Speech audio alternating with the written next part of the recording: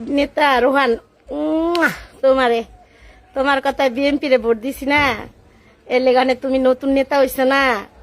এখন আমি নির্লজ্জা, আমার ছেলে বাবা খায়, আমরা বাবা বেচি। এখন তুমি কমেন্টে বলো, এখন তুমি ভালো মানুষ, এদেশে সবাই জানে তোমার বাপ চাচারা ভাইয়েরা কি করে।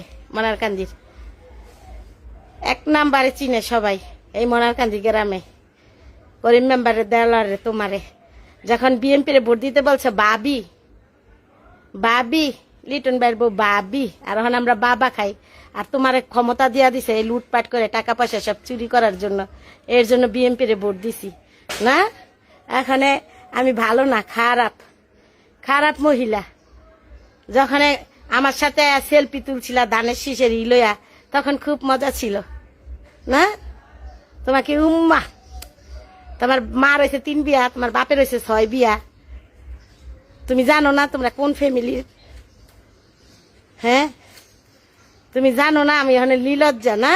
যখন বিএনপির ভোট দিছিলাম তখন ভাবি উম্মা বড় বড় নেতা গতিকে আমগো নাম ভাঙ্গায় টাকাই না খাইছো, আর ওখানে সন্ত্রাসী করো, ঘর বাড়ি ভাঙ্গো না।